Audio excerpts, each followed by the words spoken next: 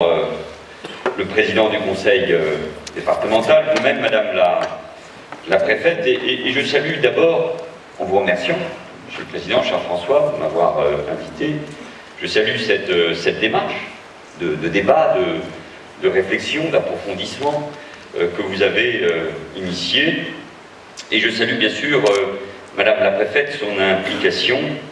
Nous l'évoquions avec plusieurs élus. Chacun salue non seulement la représentante de l'État, mais votre implication personnelle. Dès le début, vous avez eu, si je peux dire, un baptême, pas un baptême du feu, mais un baptême de l'eau. Et chacun a pu saluer votre implication personnelle, votre détermination et en même temps votre sens de l'écoute au moment des inondations qui avaient frappé notre département, mais le fait que vous incarniez, vous venez de dire d'ailleurs, la présence et l'action de l'État aux côtés des élus, aux côtés des entreprises, aux côtés des partenaires économiques, sociaux ou culturels de l'Essonne. Je salue évidemment la présence de chacun qui montre à quel point la réflexion engagée est à la fois essentielle et pertinente.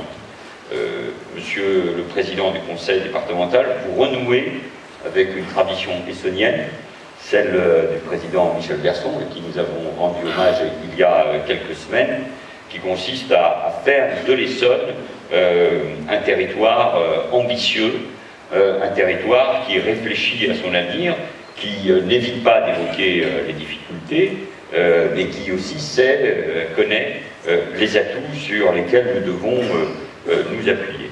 Et puis, nous nous posons tous la question de l'identité de notre territoire. La question de l'identité, d'ailleurs, quelque chose qui taraude aujourd'hui nos sociétés, à commencer la société française, dans un monde ouvert.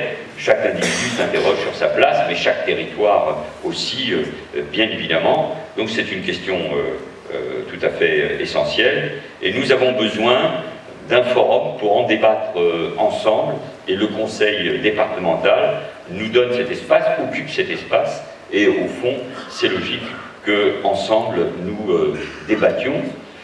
Dans ce beau génocentre que nous avons voulu avec le président Barato à l'époque, avec Francis Choix, avec Michel Persson, avec Thierry Mandon. Ça fait presque 20 ans, d'ailleurs l'année prochaine nous allons fêter les 20 ans du Génopôle. Les années passent, c'est peut-être à ce titre que vous m'avez invité comme grand témoin, ce qui est assez désagréable. Enfin, à l'Assemblée nationale, Madame la députée, je commence à être l'un des plus anciens, alors qu'il y a quelques années j'étais l'un des plus jeunes, ça doit être ça le nouveau monde. Mais pour réfléchir au futur monde, il faut partir évidemment des anciens, des assises, des fondations, et évidemment nous y sommes. 50 ans de département, 20 ans de Génopôle, de ce site extraordinaire voué aux sciences de l'avenir, aux biotech, ça montre combien le temps passe très vite et combien nous évoluons et combien il faut s'adapter à ces évolutions. Je le disais au Président, j'avais lu avec attention le travail qui va vous être apporté, qui a été effectué autour de 5 ateliers, l'implication des participants, qui a permis de mener, selon l'expression consacrée, un peu langue de bois, mais je crois assez juste, qui est celle d'une réflexion riche. Et je crois que c'est vrai. Vous allez la découvrir, et cela doit permettre d'élaborer des propositions pour les années et les décennies à venir.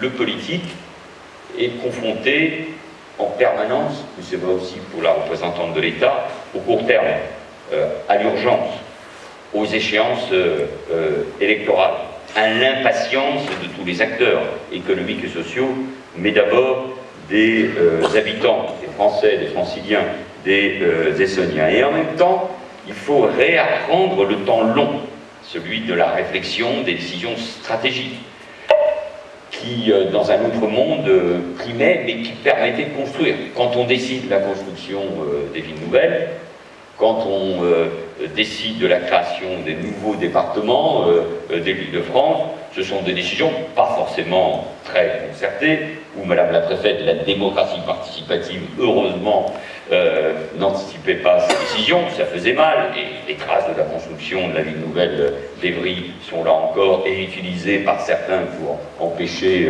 l'intercommunalité d'aller plus loin, mais enfin on en est loin, vous vous rendez compte, Évry et Corbeil, cher Jean-Pierre, sont maintenant dans la même agglomération, c'est dire, alors ça a été un peu au forceps, je le reconnais, j'y suis pour quelque chose, j'étais Premier ministre, donc j'ai utilisé tous les moyens que l'État régalien pouvait me donner pour forcer les uns et les autres, mais au fond, ça se passe plutôt pas mal, et ça permet d'avancer. Mais à l'époque, il y a eu de grands personnages qui ont pris des décisions qui pèsent, qui comptent. Le général de Gaulle, bien évidemment, le Premier ministre, Georges Pompidou, des grands préfets comme de l'Ouvrier, la maire d'Évry à l'époque, on voit d'ailleurs sa photo, Michel Gaucher, que j'avais eu l'honneur de rencontrer avant sa disparition et qui m'avait raconté dans le détail comment les choses s'étaient faites. C'est-à-dire qu'au fond, l'État à ce moment-là décidait de la stratégie. Aujourd'hui, ça n'est plus possible.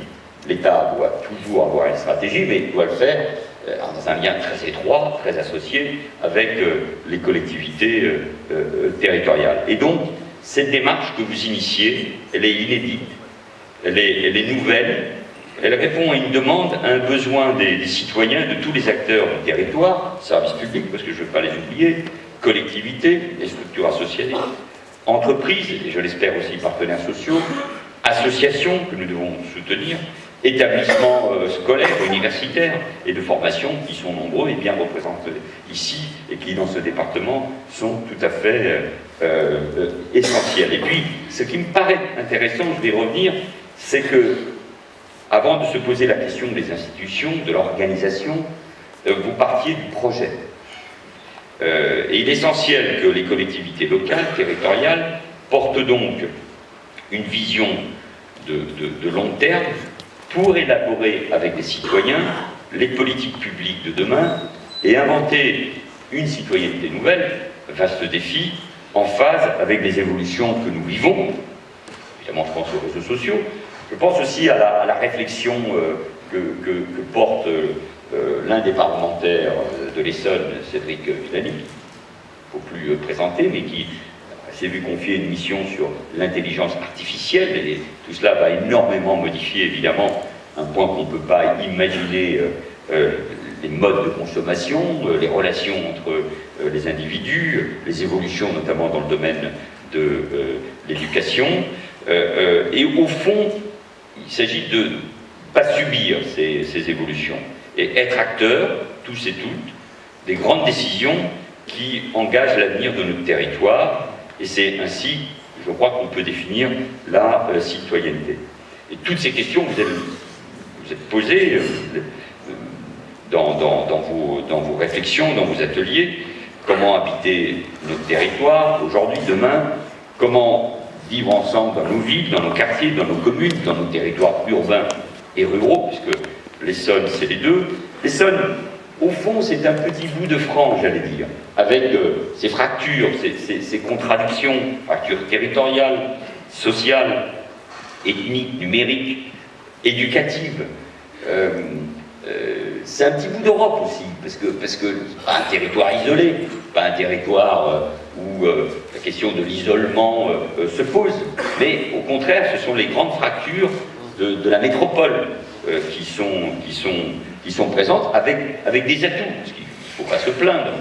Ces atouts, peu de territoires ont des pôles d'excellence, comme Évry bien sûr, avec le Génopôle, mais je pense à Paris-Saclay, et au cœur de ce que doit être un territoire mondial, voué entièrement à l'innovation, à la recherche, à l'université, avec des universités qui ont appris enfin à travailler ensemble, avec le projet, Monsieur le Président, et vous y avez beaucoup contribué, de grandes expositions universelles, mondiales, qui doit faire de Paris, de la France, mais aussi de notre département, un lieu tout à fait privilégié dans quelques années. Des atouts avec ces universités, ces centres de recherche, la jeunesse du département, son dynamisme, et évidemment des défis, je viens de les évoquer. Il y a eu une réflexion, peut-être une des plus intéressantes pour notre région, qui a été lancée il y a quelques années par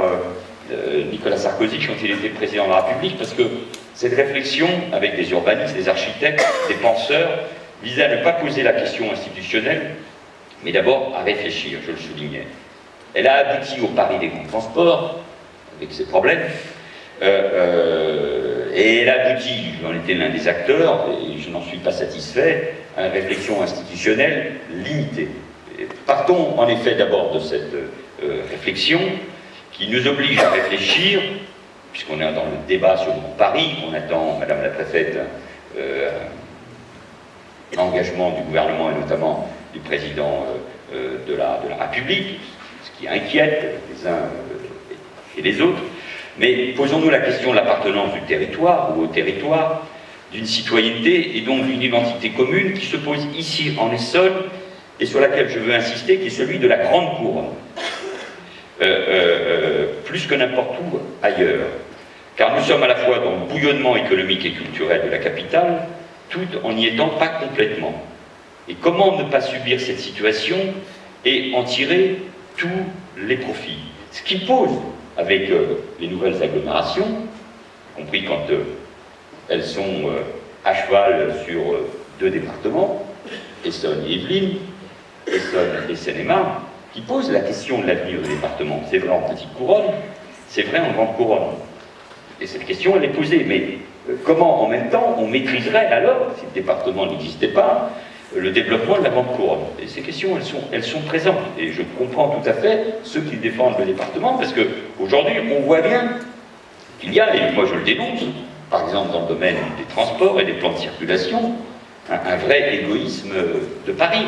Aujourd'hui, ceux qui subissent les décisions qui sont prises dans la capitale, quel que soit le jugement qu'on porte sur ces décisions, notamment quand il s'agit de lutter contre la pollution et donc pour la santé de nos concitoyens, on voit bien que ce sont les habitants de la Grande Couronne qui sont essentiellement pénalisés. Donc l'idée d'inventer un avenir pour le département, qui n'a que 50 ans, est une belle idée.